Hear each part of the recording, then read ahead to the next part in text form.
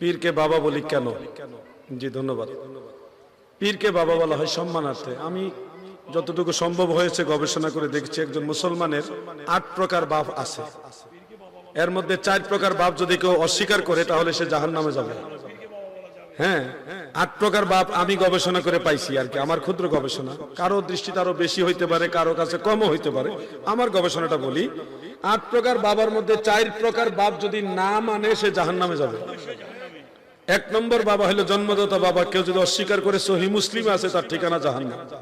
2 নম্বরে আবুল বাশার, সাইয়্যিদুনা আবুল বাশার আদম আলাইহিস সালাম, উনি সব মানুষের বাবা, অস্বীকার করলে ঠিকানা হবে জাহান্নাম।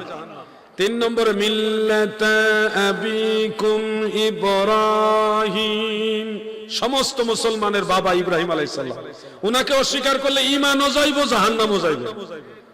4 নম্বরে হলো, এটা শুনবেন, ঈসা নবীর বাবা নাই, আদম নবীর বাপ নাই।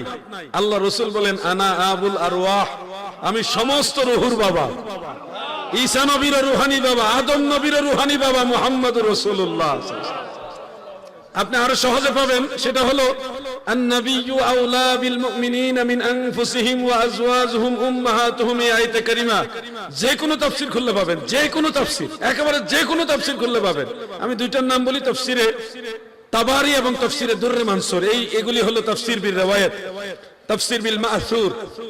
সেখানে দেখবেন আব্দুল্লাহ ইবনে মাসউদ এবং অন্যান্য সাহাবায়ে কেরাম উল্লেখ করেছেন ওয়া আজওয়াজুহু উম্মাহাতুহুম ওয়া হুয়া আবুল লাহুম, সমস্ত মুমিনদের বাবা আমার দয়াল নবীজি। একেবারে প্রতিষ্ঠিত এটা। এইজন্য এই 4 প্রকার বাবা যদি অস্বীকার করেন তাহলে আমও যাইব, সালাও যাইব। আরো 4 প্রকার বাবা আছে, এগুলি আমার গবেষণা। সেই গবেষণাগুলির মধ্যে একটা হলো আবুল তাজিম ওয়া তাকরীম ওয়া তাওকীর, সম্মান, তাজিম এবং মহব্বতের কারণে কাউকে বাবা বলে। এগুলি আমি অনেকগুলি হাদিস থেকে বিষয়টা পেয়েছি। অনেকগুলি হাদিসের নির্যাস হিসেবে আমি এইভাবে এবারটা বললাম। তো যেমন ধরেন, আমি একটা উদাহরণ দেই। নবীজি সাল্লাল্লাহু আলাইহি ওয়াসাল্লাম উম্মে আইমানকে মা বলতেন। তারিখ ইবনে আসাকিরের মধ্যে উল্লেখ, অন্যান্য কিতাবে আছে, নবীজি বলতেন আনতে উম্মি বা'দা উম্মি, আমার মায়ের পরেও আপনি একজন মা, আপনি আমার একজন মা। দেখেন, মা না, কিন্তু মায়ের মতো সম্মানিতা বিধায় নবীজি মা ডাকতেন।